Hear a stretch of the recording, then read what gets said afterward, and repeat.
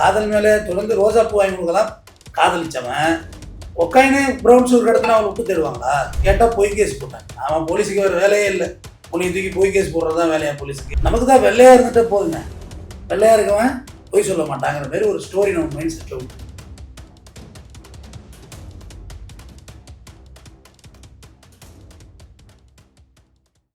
அனைவருக்கும் வணக்கம். நான் உங்கள் வழக்கறிஞர் தமிழ்வந்தன். இலங்கையில் நீர்கொழும்பு சிறை கைதிகளுக்குள்ள பிரச்சனை ஏற்பட்டு 2 தரப்பாக நின்று பயங்கர ஆக்ரோஷமாக சண்டை. கிட்டத்தட்ட 25-30 பேர் போலீஸ் அதிகாரி உட்பட இறந்துட்டு இருந்தாங்க. சரி, இது நம்ம மேலோட்டமாக இதை பார்த்துருந்தோம். அப்போ சிறையோட டாப்பில், அதாவது மேல் பொசிஷனில் எப்படிலாம் ஏறுறதுக்கு வாய்ப்பு இருந்துன்னு தெரியல. மற்ற எந்த ஜெயிலையும் மேலே எல்லாம் ஏறுறதுக்கான வாய்ப்புகள் 100% இங்கே கிடையாது. நம்ம நாட்டில் நம்ம ஜெயில் இன்ஃப்ராஸ்ட்ரக்சருங்கிறது வேறு. பட் அங்கே எப்படின்னு தெரியல. நம்ம ஆரம்பத்தில் இதை எப்படி பார்த்துருந்தோம்னா, நிறைய பேர் ஒரு இடத்துல அடைச்சிருந்தாங்க. உண்மை 40,000 பேருக்கு மேலே ஒரு சிறையில் அடைக்கக்கூடாதுன்னு அடைச்சிருந்தாங்க. அதெல்லாம் நம்ம பார்த்துருந்தோம். ரைட். அது நடந்த பிரச்சனை என்னென்னா, எப்படி முதல்ல செய்தியாக வந்துச்சு ஊடகங்கள் வழியானா, போதைப் பொருள் வேணும்னு ஒரு கும்பலும் போதைப் பொருள் வேண்டான்னு ஒரு கும்பலுமா பிரிஞ்சாங்க. பிரிஞ்சது நடந்த பிரச்சனை தான் இந்த விஷயம். அதில் தான் இந்த கலவரம் ஏற்பட்டுருச்சுருந்தாங்க. ரைட். நம்மளும் அதை அப்படி தான் நினச்சோம். அப்புறம் அதை புலனாய்வு பண்ண ஒரு பத்திரிகை, தனியார் பத்திரிகை ஒரு புலனாய்வு பண்ணல, அந்த மேலே ஏறி கத்துனதில் ஒரு பொண்ணோட முகத்தை பாருங்க. ரொம்ப அழகான பொண்ணு, பயங்கர சிரிச்சு அதை சந்தோஷமாக அந்த போராட்டத்தை பண்ணும். அந்த வீடியோ ஒன்று வைரல் ஆச்சு. வைரல் ஆனோடனே வழக்கம் போல் கண்ணு காது மூக்கெல்லாம் வச்சு இந்த பெண் பயங்கர ஃபஸ்ட் கிளாஸில் பாஸ் பண்ணிச்சு, இந்த பொண்ணு ஒரு அப்பாவி, இது மருத்துவ படிவுக்கு தேர்வாகிட்டு, இந்த நீர்கொழும்புல அவங்க சொந்தக்காரங்கலேருந்து படிச்சுது, இதோட காதலன் ஒருத்தர் இதை மிஸ்யூஸ் பண்ணிட்டான், அவன் அங்கே ஒரு பொடி பாக்கெட் ஒன்று வாங்கிட்டு வர சொன்னான், அதை வாங்கிட்டு கொடுக்கக்குள்ள போலீஸ் பிடிச்சிட்டாங்க. ஆனால் அந்த பொடி பாக்கெட்டில் நெத்து இருந்தது, ஹெராயின் பவுடர் இருந்துச்சு. அந்த அப்பாவி இன்னசென்ட் அந்த பொண்ணு. நமக்கு தான் வெள்ளையாக இருந்துகிட்டே போதுமே, வெள்ளையாக இருக்கவன் பொய் சொல்ல மாட்டாங்கிற மாதிரி ஒரு ஸ்டோரி நம்ம மைண்ட் செட்டில் உண்டு. அது ஒரு அப்புறாணி, அதை பிடிச்சி கொண்டு போய் இவங்க கோத்துட்டாங்க அப்படின்னு விட்டு எல்லாம் ஃபயர் விட்டாங்க. அந்த பெண்ணுடைய விடுதலைக்காக தான் இந்த போராட்டமே நடந்துச்சுலாம் கதை கட்டிட்டாங்க. அந்த பொண்ணு ஒரு குற்றவாளி, சிறையில் இருக்கிறாங்க, ஒரு இரலவெண்ட்டான ஒரு சார்ஜ் நம்ம மேலே இருக்குன்னா ஒரு மாதிரி வெறுமையாயிடும் வாழ்க்கை. குற்றத்தை பண்ணிட்டு நம்ம போனோம்னா டிசைர், அது ஒரு பெரிய பிரச்சனையாகவே எடுத்துக்க மாட்டாங்க. அது தான் யாரும் ஜெயிலுக்கு போயிட்டா நம்ம தான் கொலை பண்ணோம், அது தான் பிடிச்சி உள்ள போட்டிருக்காங்க, நம்ம தான் போதைப் பொருள் விற்றோம் அதனால பிடிச்சி உள்ள போட்டிருக்காங்க, நம்ம தான் ரேப் பண்ணோம் பிடிச்சி உள்ள போட்டிருக்காங்க. நம்ம அஃபென்ஸ் என்ன செஞ்சோமோ அந்த அஃபென்ஸுக்கு உள்ளே வந்திருக்கவங்க. இந்த சந்தனைங்கிற பெண், இந்த பெண்ணோட நேம், இவங்க உடனே ஆச்சா புச்சா அப்படின்னு சொல்லி ஒரு பெரிய நியூஸ் சோசியல் மீடியா ஃபுல்லாக வைரலாச்சு. எல்லாரும் பேசி வச்சாங்க. நல்ல வேளை நம்ம அது மாதிரி பேசி வைக்கல, இந்த டாப்பிக்கே பேசலை.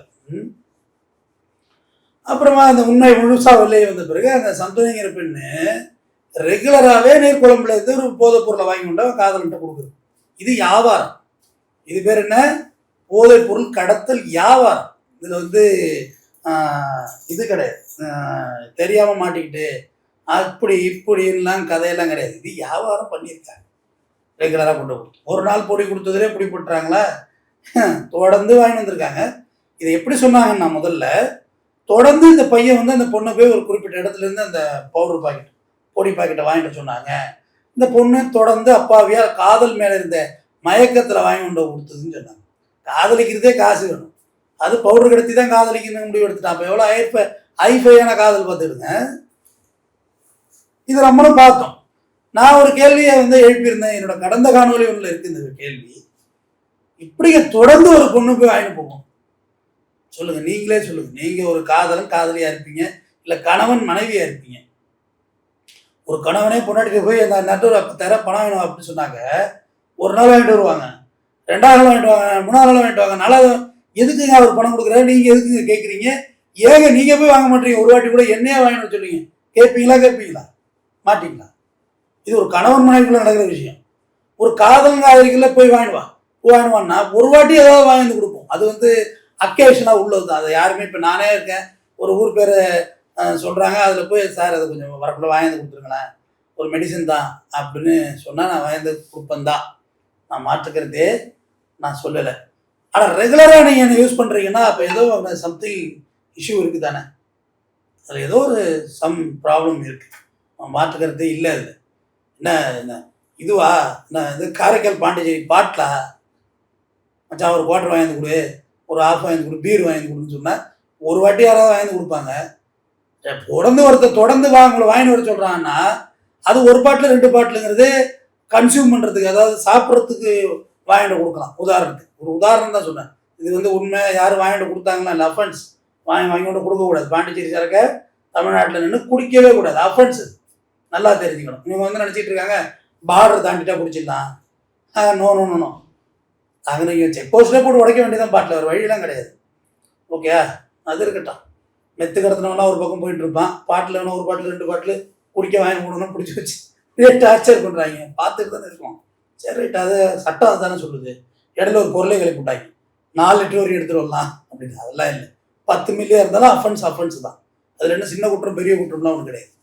இப்போ இந்த பொண்ணு சந்தோனி வந்து தொடர்ந்து வாங்கிட்டு வந்தாங்க, காதல் மேலே இருந்த மயக்கத்தில். காதல் மேலே தொடர்ந்து ரோஜாப்பூ வாங்கி கொடுக்கலாம் காதலிச்சவன் ஒக்காயினே ப்ரௌன் சுகர் கடத்தினா அவளை விட்டு தேடுவாங்களா? ஏற்கனவே பெரும் பிரச்சனையாக போயிட்டுருக்கு, சமுதாயமே கெட்டு போச்சு டோட்டலாகவே. அதாவது இந்த below level of using drug வந்து கஞ்சா, அதான் பிலோ லெவல் ஆஃப் ட்ரக். அட்டிமெட்ட போதுன்னு சொல்லுவாங்கள்ல, தர்ற போது அதுதான் நம்ம நாட்டில் உலாவிக்கிட்டு இருக்கு. அதுவுமே அரசாங்கம் இரும்பு கரை கொண்டு அடக்கணும். அதெல்லாம் ஒட்டு வைக்கவே கூடாது, அது அழிச்சு போடும் இளைஞர்கள். ஆரம்பத்தில் ஒரு மாதிரி கிக்காக போவோம், அப்புறம் வெத்தா போய்டும் வாழ்க்கை. அதுக்கு அடுத்தது குடிக்கிறதுக்கு தயாரிக்கப்பட்ட பாட்டில்கள். இதெல்லாம் வந்து குடிக்கிறதுக்குன்னே ப்ரிப்பேர்டாக உள்ள விஷயங்கள் இதில் போயிட்டு. சந்தூரிக்கு எதுவுமே தெரியாது, தொடர்ந்து வாங்கின கொடுத்தாங்க அப்படின்னு இந்த வழக்கை அப்படியே ஒரு எப்படி சிம்பத்தி கிரவுண்டாக மாற்றுறாங்கன்னு பாருங்கள். எதுவுமே தெரியாமல் இருக்குமா? அது வந்து இப்போ என்னென்ன அள்ளி விட்டாங்க பார்த்தீங்களா 2 நாள். இதெல்லாம் அந்த வெளியில் இருந்த போதை கும்பல் பண்ணுற வேலை. போதை கும்பல் இருக்காங்கல்ல, ஒரு நெட்வொர்க். போதை கும்பல்லாம் உங்களுக்கு இப்படி இருக்கலாம்னா, ப்ரௌன் சுகர், ஹெராயின், இது எல்லாமே பார்த்தீங்கன்னா ரா மெட்டீரியல்ஸ் நம்ம நாட்டிலே கிடையாது. முதல்ல அதை தெரிஞ்சு, இது நம்ம நாடு மீன்ஸ் இந்தியா, ஸ்ரீலங்கா எல்லாம் தான் சொல்கிறேன். அது மட்டும் என்ன, இது எல்லாமே வெளியிலேருந்து வந்தது தான். வெளியிலேருந்து வருதுன்னா போர்ட்டு மூலயமா வருது. போர்ட்டெல்லாம் தனியார்கிட்ட பிடிச்சி கொடுத்தாங்க. நான் தனியார் மயமாக்கல், தாராளமயமாக்கல் எதுக்காக எதுக்குறேங்கிறத நீங்கள் புரிஞ்சுங்க. சில விஷயங்களை அரசாங்கம் தான் வச்சுருக்கணும். ஏர்போர்ட்டு அதை தனியார் கொடுக்குறது, போர்ட்டை தனியார் கொடுக்குறது, ரயிலை தனியார் கொடுக்க போகிறாங்க. போர்ட்டு தனியார்கிட்ட கொடுத்தா நீங்கள் ஏதாவது வரவு செலவு உங்கள் கணக்கில் காமிப்பாங்களா? கவர்மெண்ட் போர்ட்டாக இருந்தால் அதிகாரி மாட்டுவான், பயப்படுவான். கவர்மெண்ட்டை சம்பளம் வாங்குறமே நம்மளை கோத்து விட்ருவாங்க நாளைக்குன்னு. தனியார் எப்படி பயப்படுவான்? நான் இல்லை நீ இல்லைன்னு. இப்படி தான் 5 லட்சம் கோடி ரூபா, திருப்பி சொல்கிறேன் 5 லட்சம் கோடி, 5 கோடி இல்லை 50 கோடி, 5 லட்சம் கோடி ரூபாய்க்கான போதைப் பொருளை வடகிழக்கு மாகாணம் நம்ம அஸ்ஸாம் இருக்கு இல்லையா, அதில் பிடிச்சாங்க. இதை வந்து என்சிஆர்பி ஒத்துக்கிட்டாங்க. ஆமாங்க உண்மைதாங்க, 5 லட்சம் கோடி ரூபாய்க்கு பிடிச்சது உண்மைதாங்க. ஆனால் அந்த வடகிழக்கு மாகாணத்தில் கேட்கவுள்ள 1 கிலோ கூட எங்கள்கிட்ட இல்லைன்னா அவங்களும் ஆர்டிஐயில் தகவல் கொடுக்குறாங்க. அவங்களோட தகவலும் ஆர்டிஐயில் வருது. அப்போ அந்த போதைப் பொருள் எங்கே போச்சு? காக்கா தூக்கி போச்சா? சொல்லுங்க. இந்த நாட்டுக்குள்ளே தானே உழவுது. இந்த நாடு, அண்டை நாடு, எல்லா நாட்டுக்குள்ளேயும் தானே இருக்குது. அப்போ அந்த போதைப் பொருளை எங்கே கொண்டு நடக்கிருக்கணும்? இவங்க என்ன செஞ்சாங்க? குஜராத்தில் 260 கோடி ரூபாய்க்கு, வெறும் 260. அது திருப்பி மேஜர் சுந்தரராஜ் மாதிரி தமிழ்லேயும் இங்கிலீஷ்லையும் சொல்கிறேன் நினைக்காதீங்க. அது புரியணுங்கிறது. வெறும் 260 கோடி ரூபாய்க்கான போதைப் பொருளை நிர்மலா சீதாராமன் அவர்கள் வந்து எரிச்சு அழிச்சாங்க. அது பெரிய ஹெட்லைனாக வந்துச்சு. ஆனால் 5 லட்சம் கோடி ரூபாய்க்கான போதைப் பொருள் காணாமல் போனது எந்த ஹெட்லைனாகவும் வரல. இதை ஒரு தனியார் டிவி செய்தி ஆசிரியர், பொறுப்பாசிரியர் அரவிந்த் ஆக்ஷன், அவர் வந்து இந்த விஷயத்தை ஆர்டிஐயில் கொண்டு வந்து சுப்ரீம் கோர்ட் வரையும் போயிருக்காரு. அவர் இதை எடுத்துகிட்டு போய் இந்த வழக்கு. நல்ல நண்பர் தான். அப்போ இல்லை அவ்வளோ ஒரு விஷயத்தை ஃபாலோ பண்ணி ஒரு ஊடகவியாளர் எடுத்துகிட்டு போகணுங்கிறது எனக்கு ரொம்ப ரொம்ப சந்தோஷமாக இருந்தது. அது ஸோ லிசன், இப்போ இந்த போதைப் பொருளை இப்போ அண்டை மாநிலம், இங்கே தீவு, மொரிஷியஸ், இங்கே எல்லாம் வச்சு சுற்றி நம்ம சுற்றி இருக்க கண்ட்ரிஸ் எல்லாத்துலேயும் வச்சு எல்லாத்துலேயும் இந்த போதைப் பொருள் தான். நான் முடிக்கக்குள்ளே சொல்கிறேன், எனதருமை தமிழ்நாட்டு இளைஞர்களே, இந்திய இளைஞர்களே, எந்த வழக்கில் சிக்கினாலும் ஒரு தீர்வு உண்டு, ஒரு விடை உண்டு, ஒரு விடுதலை உண்டு, மாற்றுக்கிறது கிடையாது. ஆனால் இந்த பவுடர் கேஸ்லாம் சிக்கினீங்கன்னா விடையும் இல்லை, விடுதலையும் இல்லை, வெளிச்சமே இருக்காது, வாழ்க்கை இருட்டாக போய்டும். ஓகே, ஃப்ரெண்டு தானே வாங்கிட்டு சொல்கிறான், நோ நோ நோ நோ, அதெல்லாம் செய்யாது. மாட்டிக்கணும். சிக்கிக்கிட்டோம்னா ரொம்ப நம்ம கொலாப்ஸ் ஆகிடும். நம்ம ஒரு 60-70 வயசு வரை வாழணும்ல, வாழணும், உயிரோடு வாழணும். அதை எப்படி வாழணும்? சுதந்திர காற்று சுவாசித்து வாழணும். சிறை கம்பிக்கு பின்னாடி போயிடக்கூடாது. அதனால ஒரு போதைப் பொருளை மாட்டிட்டாங்கன்னா ரொம்ப சகஜமாக போயிட்டு இப்போ கஞ்சா கேஸில் மாட்டுறதெல்லாம் தமிழ்நாட்டில் பெரிய இடத்து பசங்களே மாட்டுறாங்க. இவங்கெல்லாம் ஐஃபை பிள்ளைங்க. என் பிள்ளைங்கன்னா அப்படி கிராப் வெட்டிக்கிட்டு பெயிண்ட் அடிச்சுட்டு போகிறவங்க தான் பிள்ளைங்க இல்லை. ஐஃபை பிள்ளைங்க அது எல்லா வேலையும் செய்யுது. பார்த்தா அவங்க அப்பா பெரிய ஐஏஎஸ் ஐபிஎஸ் ஆஃபீஸர் கேடரில் இருக்காரு, அவங்க அம்மா அப்படி இருக்காங்க, ஒர்க்கில் இருக்காங்க, வீடு சொந்த வீடாக இருக்குது, பணக்காரனாக இருக்காங்க. முதல் விஷயம் பணக்காரனாக இருக்காங்க.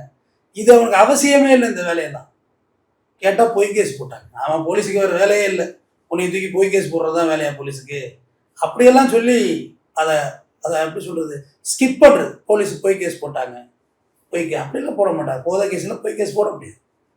ஆல்ரெடி நம்ம தமிழ்நாட்டில் ஒரு கூத்து நடந்துச்சு தெரியுமா உங்களுக்கு? பிடிச்சி வச்சிருந்த கஞ்சாவை எலி திருட்டு சொல்லி இந்த கோர்ட்டில் சொன்னாங்க. ஆமாம், உண்மை. சென்னையில் உள்ள மிக முக்கியமான போலீஸ் ஸ்டேஷன், பேர் வேண்டாம், நிறைய பேர் என் ஃப்ரெண்ட்ஸே வேலை பார்க்குறாங்க அந்த ஸ்டேஷனில். அவங்க வேலை பார்க்க நடந்ததா இல்லைங்கன்னு தெரியாது. ஆனால் கோர்ட்டில் வந்து சொன்னாங்க எலி திருட்டு போயிட்டு கஞ்சாவை. இது எப்படி இருக்குது? கோயிலை வச்சா எலி வராதுன்னு சொல்கிறாங்க, கஞ்சாவுக்கு மட்டும் எலி எப்படி இருந்துச்சுன்னு தெரில. அந்த பிடிச்சிட்டு திருட்டு போன எலியெல்லாம் ரோட்டில் நடமாண்டுச்சா இல்லை போதை இதில் பிறண்டிச்சாங்கிற ரிப்போர்ட் தானே வேணும். காமெடிக்கு சொல்கிறேன், காமெடி தான். அவங்க சொன்னாங்க கோர்ட்டில் வந்து அப்படி தான் சொன்னாங்க, அது எழுதிட்டு போயிட்டுங்க அப்படின்னு சொன்னாங்க. அதனால் போதை ஒழிப்போம், நல்ல வாழ்க்கை வாழ வேண்டும். செய்தி வந்தவுடன் அது உண்மை என்று நம்பி அது உடனடியாக ரியாக்ட் பண்ணி ஒரு பெரிய அது ஒரு மாதிரி டேமேஜ் ஆகிடுது அந்த விஷயம். ஓகே, யாருக்கும் நம்ம இறக்கலாம் பட வேண்டாம். போதைப் பொருள் கடத்துறவன் சமுதாயத்துக்கு கேடு, ஒரு குடிகாரன்னா அவனுக்கு மட்டும் கேடு, ஆனால் போதைப் பொருள் விற்கிறவன் நாட்டுக்கே கேடு. நன்றி.